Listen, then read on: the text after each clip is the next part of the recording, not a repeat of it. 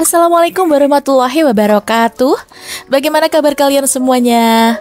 Alhamdulillah ya, hari ini kita bisa bertemu lagi di layanan materi bimbingan dan konseling. Hari ini spesial akan Bu Vivi berikan materi latihan dasar kepemimpinan untuk organisasi siswa intrasekolah. Materi yang akan kita bahas yakni tentang kerjasama dan komunikasi.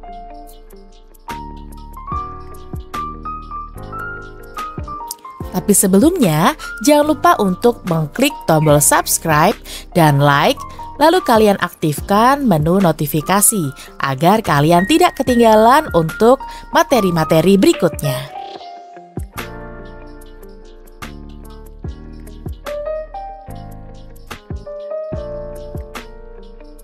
Apa itu kerjasama? Pasti istilah ini sudah biasa kalian dengarkan di sekitar kalian. Nah, kali ini kita akan belajar bersama untuk mengenal dan mengetahui apa arti dari kerjasama.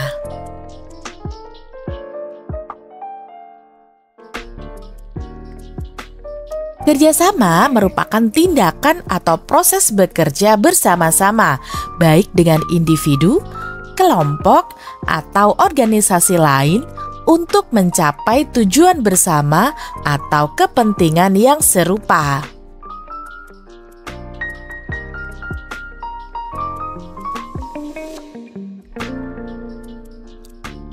Kalian pasti pernah dong memiliki tujuan yang sama dengan teman-teman yang ada di sekitarmu. Maka penting bagi kalian untuk melakukan kerjasama dalam menyelesaikan sebuah permasalahan.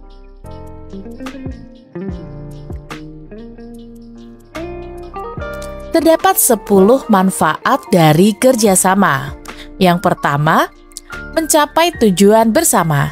Dalam menentukan sebuah tujuan, kalian akan melakukan sesuatu untuk mencapai tujuan tersebut. Jika tidak ingin mencapainya sendiri atau jika tujuan terasa berat, maka lakukanlah secara bersama dengan teman-teman di sekitarmu.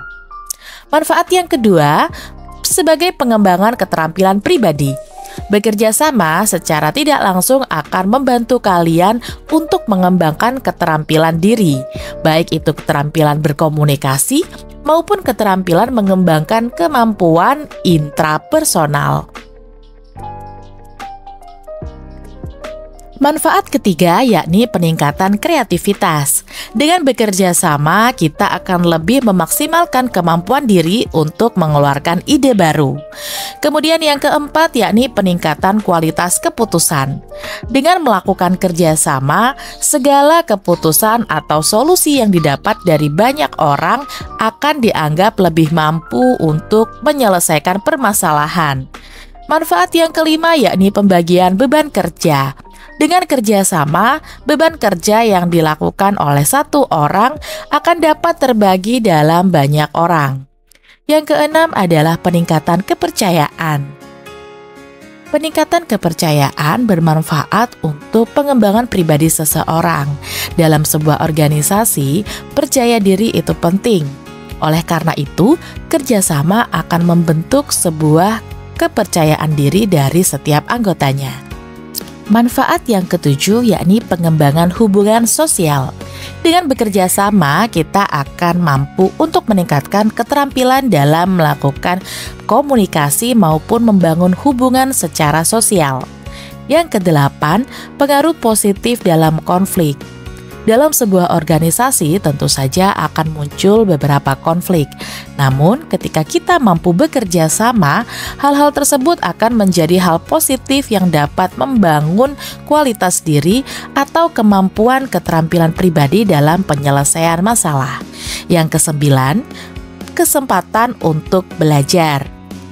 Dalam sebuah kerjasama, kita akan menemukan hal-hal baru maupun ilmu-ilmu baru yang berasal dari anggota atau orang yang berbeda-beda.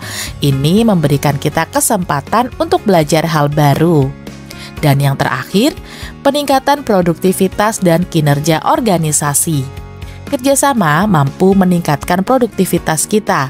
Ketika kita melakukan pekerjaan secara bersama-sama, kita akan lebih termotivasi untuk bergerak dan produktif dalam menciptakan atau melakukan sesuatu.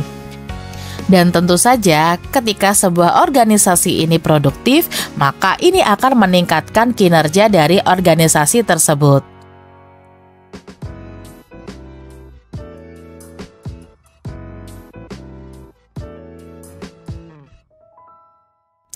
Nah, sekarang saya akan mengajak kalian semua untuk mengikuti permainan simulasi proyek pembangunan. Silakan membuat kelompok yang terdiri dari 5-6 orang. Nah, Anda adalah bagian dari sebuah tim yang bertanggung jawab untuk merencanakan dan melaksanakan pembangunan sebuah gedung perkantoran. Tim Anda memiliki waktu 12 bulan untuk menyelesaikan proyek ini.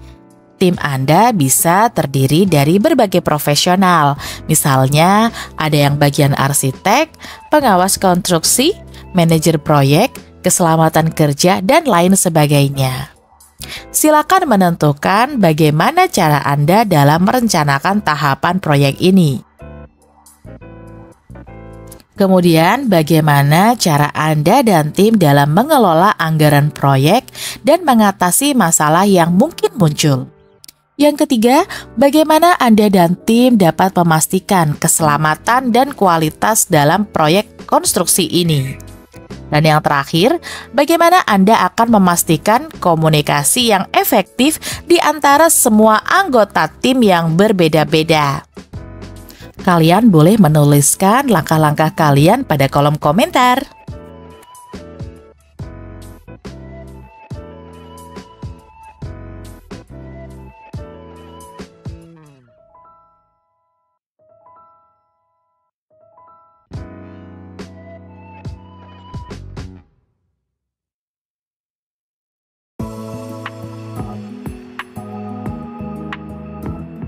Sekarang kita akan membahas tentang komunikasi.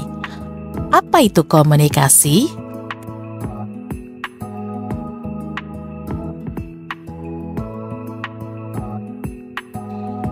Komunikasi merupakan sebuah proses pertukaran informasi, gagasan, pikiran, atau perasaan antara individu atau kelompok melalui berbagai cara, seperti bicara, tulisan, gerakan tubuh, atau media lainnya.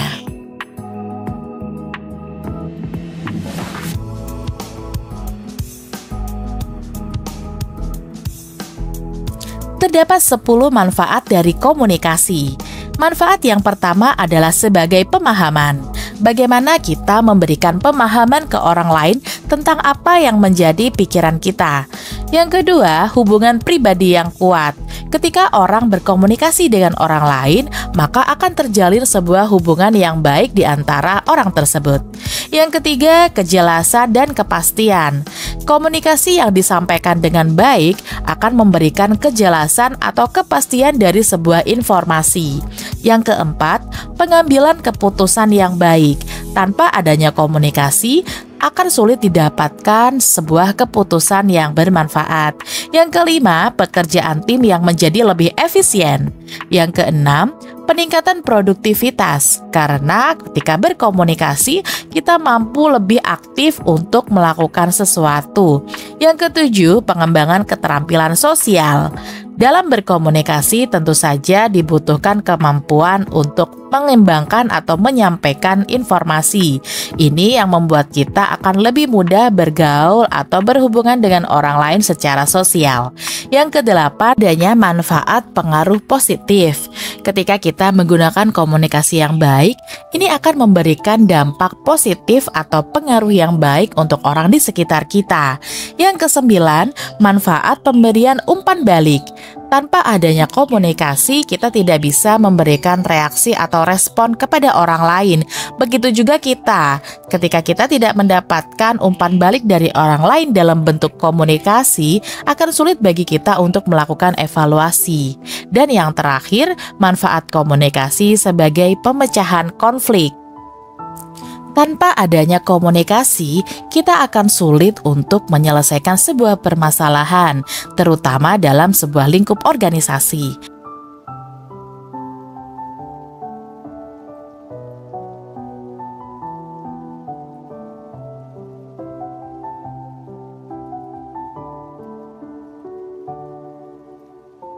Terdapat 10 cara berkomunikasi yang baik. Yang pertama, dengarkan secara aktif. Yang kedua, pahami tujuan dari komunikasi Anda. Yang ketiga, gunakan bahasa yang jelas dan sederhana. Yang keempat, pertimbangkan tubuh dan bahasa tubuh. Yang kelima, gunakan ekspresi wajah yang sesuai dengan bentuk komunikasi. Yang keenam, gunakan konteks yang sesuai. Yang ketujuh, beri umpan balik yang konstruktif. Yang kedelapan, jangan memberikan asumsi atau opini. Gunakan fakta atau data ketika berkomunikasi. Yang kesembilan, hindari berbicara terlalu banyak dan berbelit-belit. Yang kesepuluh, manfaatkan teknologi komunikasi dengan baik dan bijak.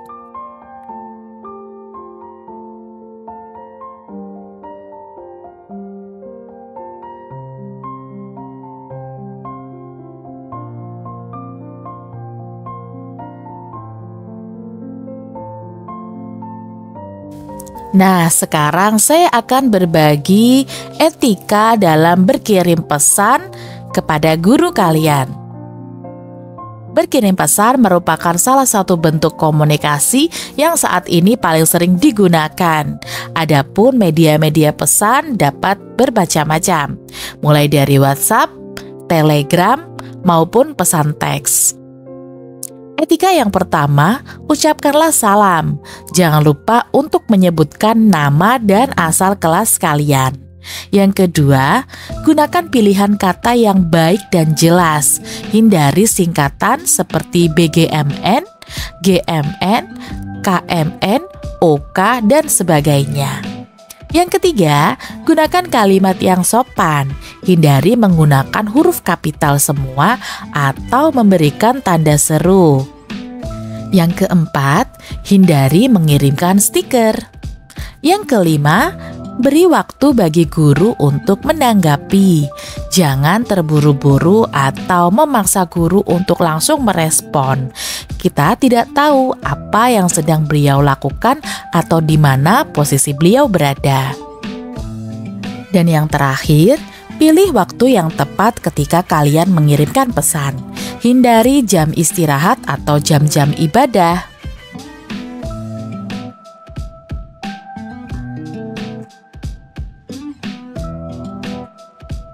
Nah, sekarang kita sudah tahu bagaimana cara berkomunikasi yang baik. Kita sudah mulai bisa menerapkan informasi ini pada orang-orang di sekitar kita.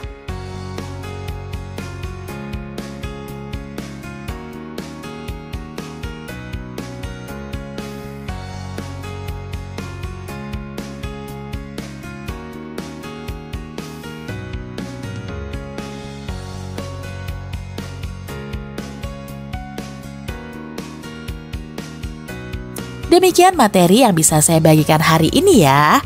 Semoga materi ini bermanfaat untuk kita semua.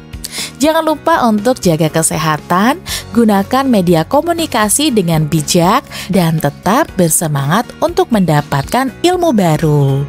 Saya akhiri pertemuan kita hari ini. Terima kasih sudah menyaksikan sampai akhir. Wassalamualaikum warahmatullahi wabarakatuh. Dah.